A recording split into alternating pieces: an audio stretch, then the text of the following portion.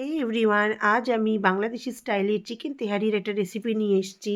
এটা বানানো খুবই ইজি অ্যান্ড সিম্পল। চলো দেখে নিই এটা আমি কীভাবে বানিয়েছি। দেখো, এটা বানানোর জন্য আমি প্রথমেই নিয়ে নিয়েছি গোটা গরম মশলা, তেজপাতা, একটু জায়ফল জয়িত্রী গুঁড়ো আর কিছুটা গোলমরিচ গুঁড়ো।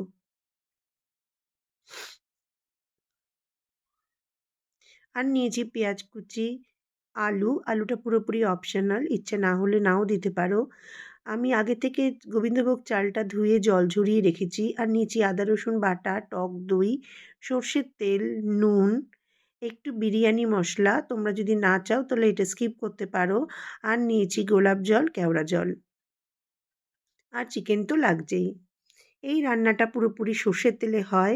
চিকেন তেহারি কিন্তু সাদা তেলে হয় না। সাদা তেলে হয় না বলবো না, করলে হয়, কিন্তু অথেন্টিক যে বাংলাদেশি তেহারিগুলো হয় সেগুলো সব সর্ষের তেলে হয়। আজকে আমি সর্ষের তেলে বানিয়েছি, তো সেটাই তোমাদের সাথে শেয়ার করছি। সর্ষের তেলেই প্রথমে গোটা গরম মশলা, তেজপাতা ফোড়ন দিয়ে আমি পেঁয়াজটা দিয়ে দিলাম। পেঁয়াজটা একটু হালকা ভাজা ভাজা হলে আমি এর মধ্যে দিয়ে দেবো আদা রসুন বাটা। তেহারিতে কিন্তু পেঁয়াজ, আদা, রসুন সবই খুব কম পরিমাণে দিতে হয়। অন্য চিকেন যে কষা আমরা বানাই তার থেকে পরিমাণে অনেক কম থাকবে মশলার পরিমাণ। এরপরে আমি দিয়ে দিলাম এতে পিসগুলো। চিকেন পিসগুলো দিয়ে মশলার সাথে ভালো করে চিকেনটা ভাজবো। যখন চিকেনের রঙটা একটু চেঞ্জ হয়ে যাবে, তখন আমি এর মধ্যে দিয়ে দেবো গোলমরিচ গুঁড়ো।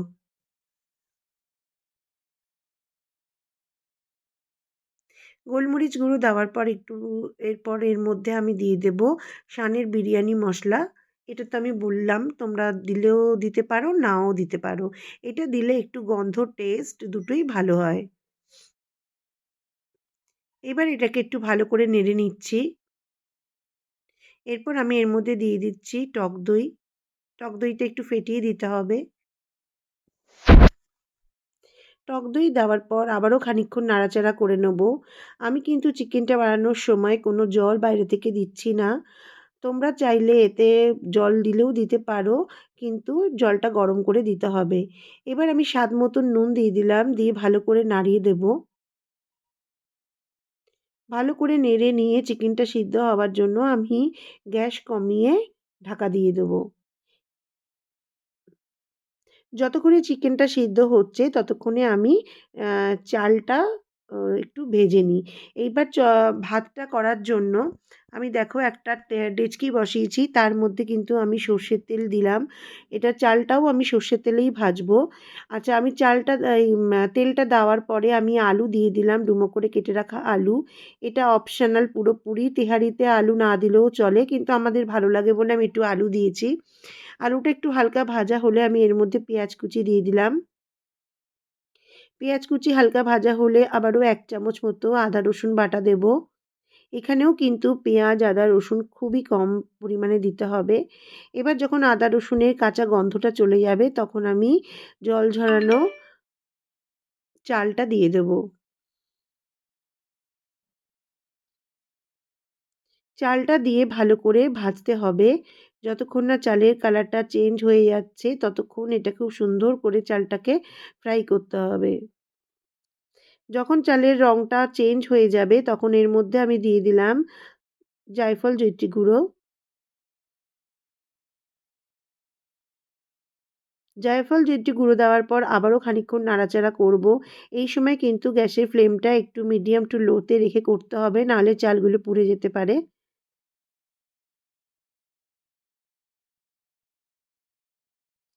যতক্ষণে চালটা ভাজা হচ্ছে আমি পাশে কড়াইয়ে একটু চিকেনটা চেক করে নেব।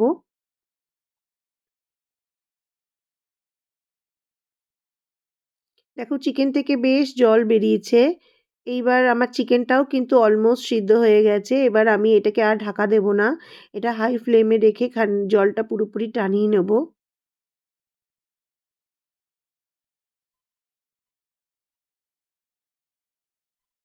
দেখো, আমি তোমাদেরকে চিকেনটা একটু সামনে থেকে নিয়ে গিয়ে দেখাচ্ছি। দেখো, অনেকটাই জল বেরিয়েছে। এইটুকু জলটা পুরোটা টেনে নেবে। আর মাংসটাও সিদ্ধ হয়ে গেছে। এদিকে চালটাও আমার মোটামুটি ভাজা হয়ে এসছে। আবারও একটু নাড়াচাড়া করে আমি এর মধ্যে দিয়ে দেবো স্বাদ মতন নুন। কিন্তু নুনটা কিন্তু এখানে একটু বুঝে দিতে হবে, কারণ চিকেনেও অলরেডি পরিমাণ মতো নুন দেওয়া আছে। এবার আমি এতে দিয়ে দেবো গরম জল। এই জলের মাপটা কিন্তু এখানে খুব গুরুত্বপূর্ণ। যে বাটি বা গ্লাস মেপে চাল নেবে তার ডবল জল দিতে হবে। আমি এখানে ১.৫ গ্লাস চাল নিয়েছিলাম, তাই ১.৫ এর ডবল ৩ গ্লাস গরম জল দিলাম। তো তোমরা চাইলে কিন্তু জলের সাথে একটু দুধও মিশিয়ে দিতে পারো, তাহলেও ভালো লাগবে খেতে। তো আমি আজকে এখানে শুধু জলই অ্যাড করলাম।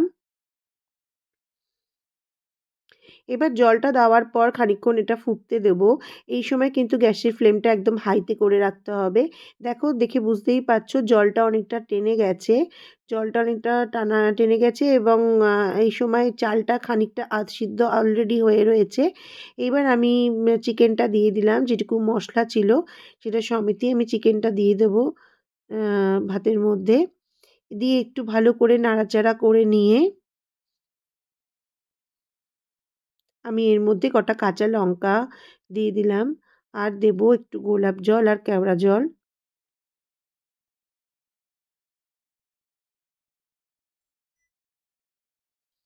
গোলাপ জল আর কেওড়া জল দেওয়ার সাথে সাথে পুরো বাড়ি খুব সুন্দর একটা গন্ধ বেরোবে। এবার এই সময় কিন্তু ভালো করে নেড়ে গ্যাসটা কমিয়ে ৫ থেকে ৭ মিনিটের জন্য এটা ঢাকা দিয়ে রাখবো। ৫-৭ মিনিট হয়ে গেলে ঢাকাটা খুলে একবার চেক করে নিতে হবে। দেখো, জল কিন্তু পুরোটাই টেনে এসছে, কিন্তু এখনই এটা হাত দেওয়া যাবে না, নাড়ানো যাবে না। গ্যাসটাকে বন্ধ করে এই ঢাকনাটা আমি একটু হালকা খুলে রাখবো, আলগা করে রাখবো। এবার ৫-৭ মিনিট পর ফিরে এলাম। এসে দেখো কত সুন্দর লাগছে দেখতে। ভাতগুলো কিন্তু একদম ঝরঝরা হয়েছে।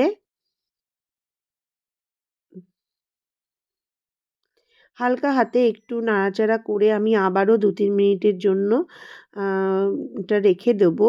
এই সময়তেও কিন্তু দেখো, খেয়াল করে আমি ঢাকা কিন্তু পুরোটা দিইনি, একটু খুলে রেখেছিলাম। এবার আমি এটাকে সার্ভ করে নিচ্ছি। দেখেই বুঝতে পারছো কতটা ঝরঝরা হয়েছে। এটা কিন্তু খেতে ভীষণ ভালো হয়। আর দেখো, যেদিন কিছু রান্না করতে বিশেষ ইচ্ছা করে না, সেদিন এরকম একটা আ তেহারি আর তার সাথে একটু রায়তা বানিয়ে নিলে কিন্তু খাওয়াটা খুব ভালোভাবেই হয়ে যায়। তো আশা করব তোমাদের এই রেসিপিটা ভালো লেগেছে। যদি ভালো লাগে তো তোমরা ট্রাই করতে পারো। আর একটু লাইক, কমেন্ট করে দিও। Thank you.